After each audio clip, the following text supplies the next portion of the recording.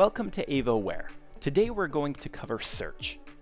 Search is a tool that allows us to search for specific events that may have occurred across one or multiple cameras. This allows us to search for things like the appearance of a person or a vehicle, a line cross event where a vehicle or person has crossed a specific virtual line that we've drawn, loitering events where a person or a vehicle may have been stationary for too long in one place, indicating something like an idling vehicle that may be outside of a loading dock or outside of an airport, or a person that may just be acting suspiciously in an area that they should not be. We can also alert on sound detection, and this leverages the onboard sound detection in our Ava Aware cameras that can detect things like glass breaks, loud noises, smoke alarms, and many more audio models that are being added with each release. So, for example, if we were to create a line cross search, what we can do is we can choose what kind of objects we want to search for.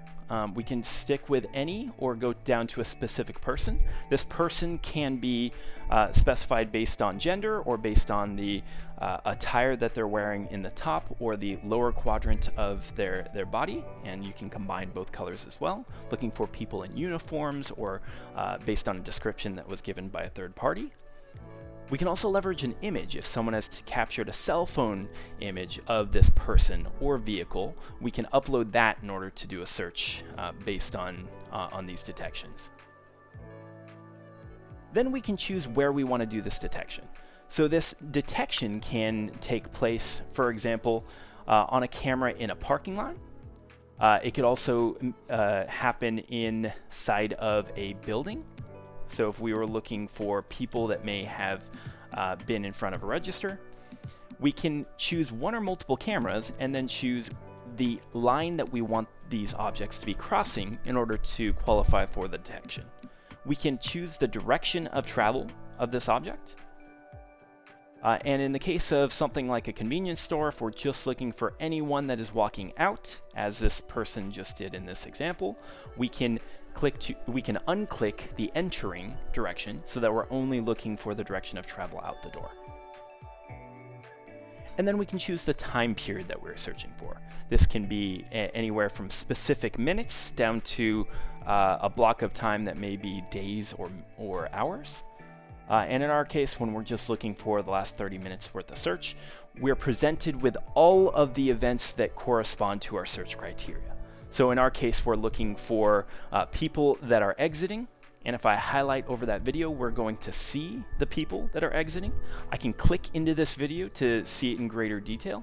This will allow me to see not only the event that occurred, but the object within our floor plan as that user exits this building.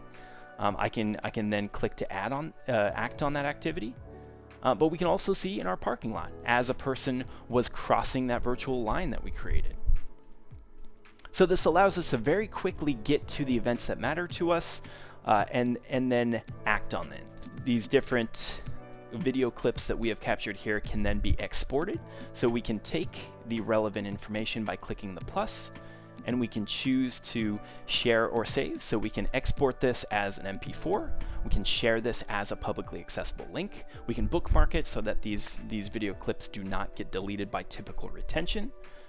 And of course, we can also do similarity searches if we want to look for people that are similar to the objects that have been detected in these environments. Now, you're also presented with the ability to create a rule. We have a whole nother section dedicated to creating rules based off of searches as well as other parameters. I implore you to check that out.